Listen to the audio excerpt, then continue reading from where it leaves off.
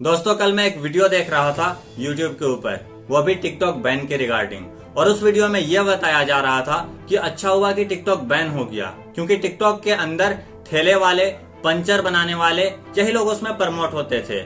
मैं पूछता हूँ कि क्या वो लोग गरीब हैं तो उनके कोई इमोशंस नहीं है?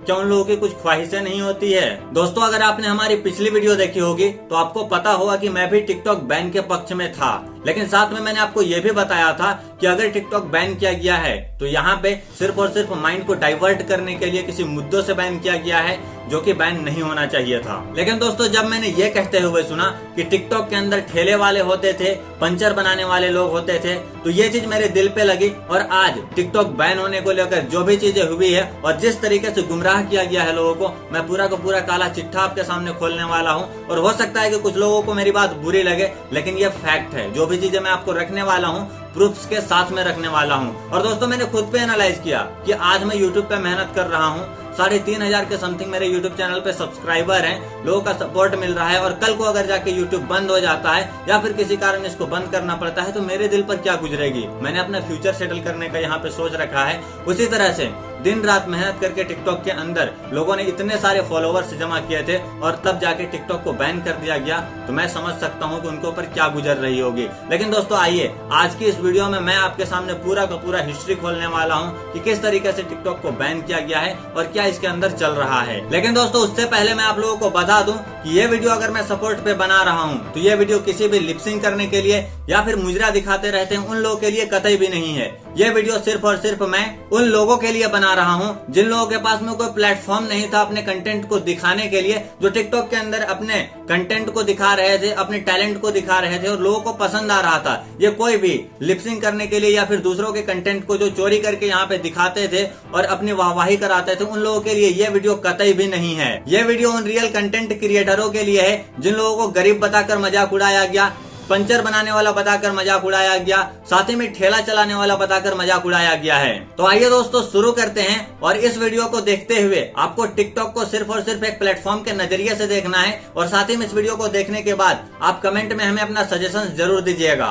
तो सबसे पहले बात करते हैं चाइना के 59 एप्लीकेशन को जो इंडिया के अंदर में बैन किया गया है। और इसको बैन करने के बाद हमारे मिस्टर रविशंकर प्रसाद जी की तरफ से जो ट्वीट आता है, सबसे पहले उस ट्वीट का आप स्क्रीनशॉट देखिए जो आपके स्क्रीन पर है। यहाँ पर लिखा हुआ है, for safety, security, defence, sovereignty and integrity of India and to protect the data and privacy of people of India, the government has banned 59 mobile apps. जय हिंद। दोस्तों इस ट्वीट के अंदर क्या आपने गौर किया? इस ट्वीट के अंदर कहीं पे भी चाइना का नाम ही नहीं है। यानी कि इन एप्लीकेशन को जो बैन किया गया है वो डेटा सेफ्टी के लिए और हमारी प्राइवेसी के लिए किया गया है। और जब इन एप्लीकेशन को डेटा सेफ्टी के लिए, प्राइवेसी के लिए बैन किया गया है तो सिर्फ चाइनीज एप्लीकेशन को ही क्यों?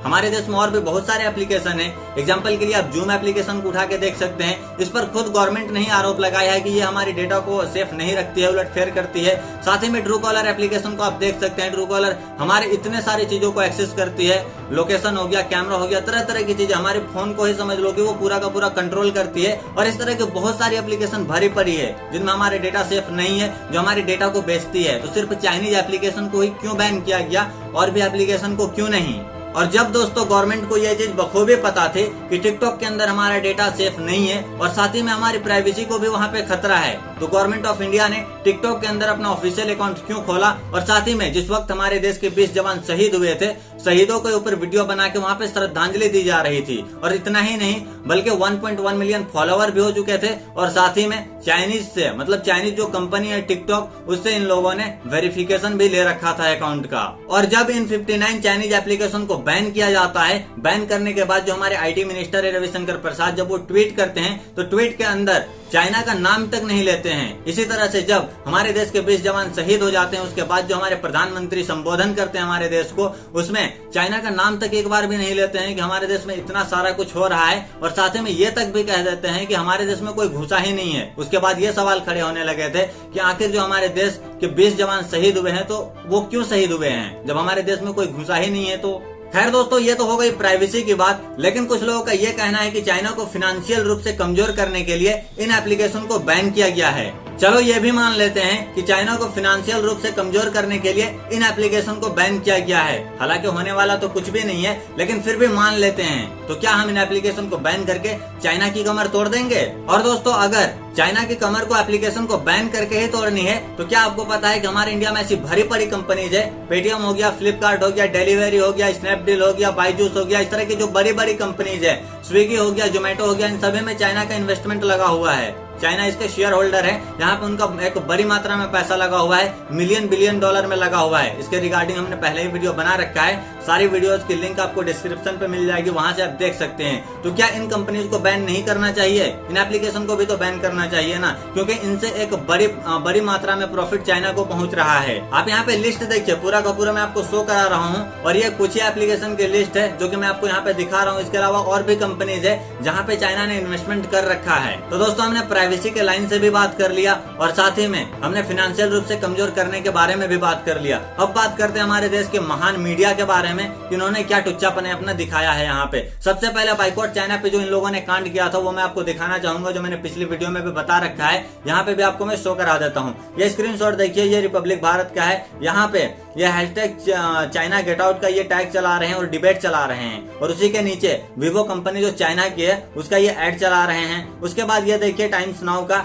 ये MI10 का जो है MI मोबाइल का एक्सक्लूसिव ऑफर यहाँ पे चला रहे हैं। ये भी जी न्यूज का है, MI10 का चला रहे हैं ये फुल स्क्रीन पे। उसके बाद में ये भी रिपब्लिक भारत का है, MI10 का चला रहे हैं। और एक जी न्यूज का स्क्रीनशॉट आया था जिसमें हिंदी चीनी बाय बाय का टैग चला रहे थे और नीचे लेनोवो कंपनी का एड चला रहे थे। तो इस तरह से ये टुच्चापन अपना दिखाती है, ये जनता को किस तरीके से बेवकूफ बना रही है। अब दोस्तों बताता हूँ कि चाइना के जो 59 एप्लीकेशन को इंडिया के अंदर बैन किया गया है, इसमें मीडिया ने अपना क्या रोल निभाया है। आपने न्यूज पे अगर देखा होगा तो आपको पता होगा कि इस तरीके से इस न्यूज को कवर किया गया है। मतलब ये बताने की कोशिश की जा रही है कि जो हमारे देश के 20 जवान शहीद हुए हैं, इन लोगों का बदला ले लिया गया हो। और इससे बड़ा टुच्चापन और क्या हो सकता है, इससे बड़ी शर्म की बात और क्या हो सकती है कि जो टुच्चे मुच्चे एप्लीकेशन है उससे हमारे देश के वीर जवानों को कंपेयर किया जा रहा है जो कि शहीद हो चुके हैं। ये तो वही वाली बात हो गई कि तुम हमारा मैप बदलो, हम तुम्हारा ऐप बदल देंगे।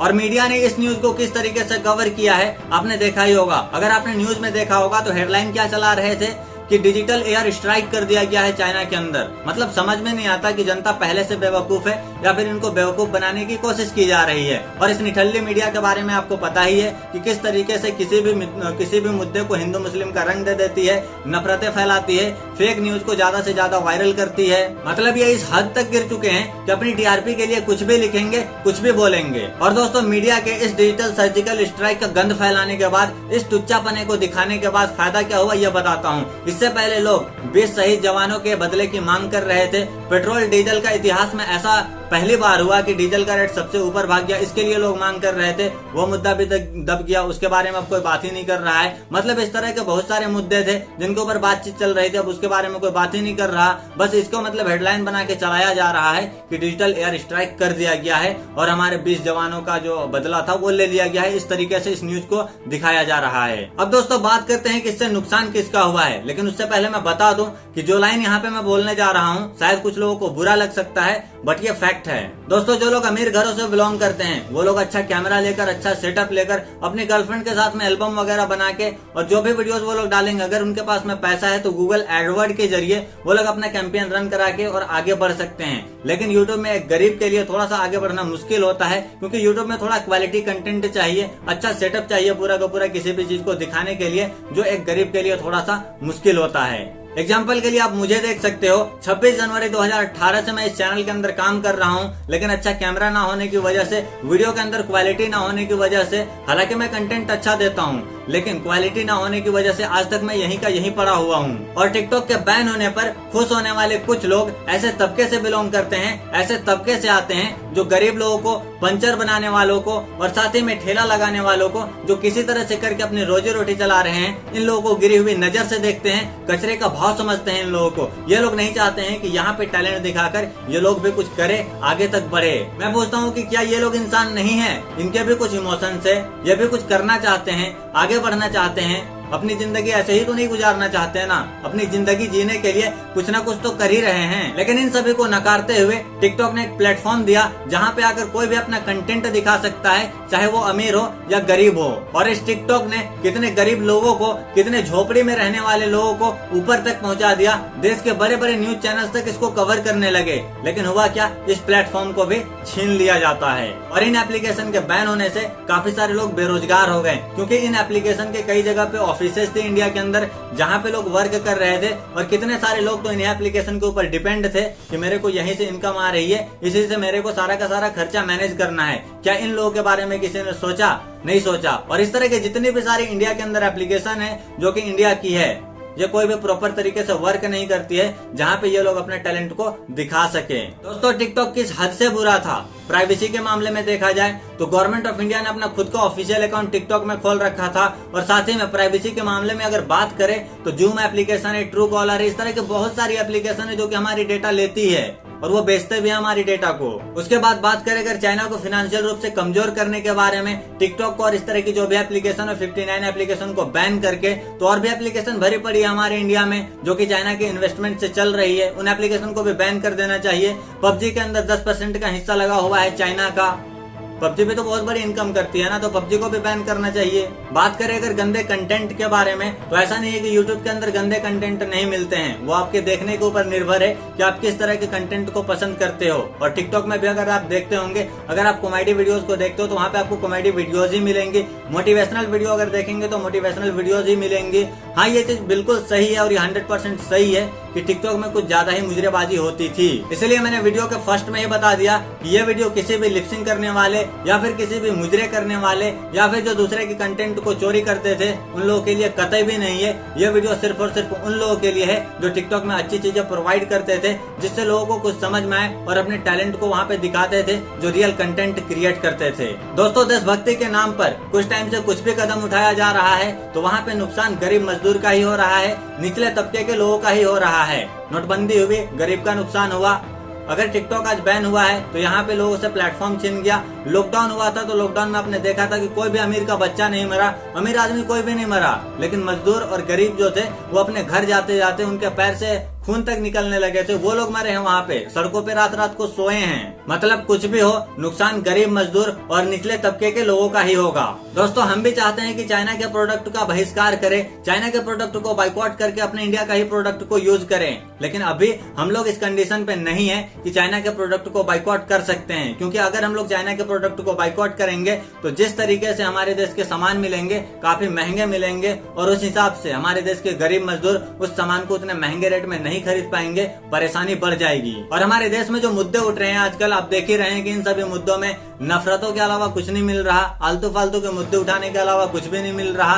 किसी भी मुद्दे को हमारी मीडिया हिंदू मुस्लिम में कन्वर्ट कर देती है। आप देख ही रहे हैं, नफरतें मतलब दबा के फैल रही है। इन फालतू चीजों के अलावा टेक्नोलॉजी पर ध्यान ही नहीं है कि हम टेक्नोलॉजी को भी बढ़ावा दे सकते हैं। टिकटॉक के बैन होने के बाद अगर चाइना में अगर ये चीज हो जाता, किसी चीज को बैन कर दिया जाता, तो वहाँ पे कॉपी बना के तैयार कर देते वो लोग। लेकिन अभी तक हमारे इंडिया में इस तरह का कोई भी एप्लीकेशन टिकटॉक के जैसा बनाकर तैयार नहीं किया गया है जो प्रॉपर तरीके से रन करे, लोग उसको यूज कर सके। तभी तो जाके लोग चाइना को सपोर्ट कर रहे हैं ना कि टिकटॉक आना चाहिए।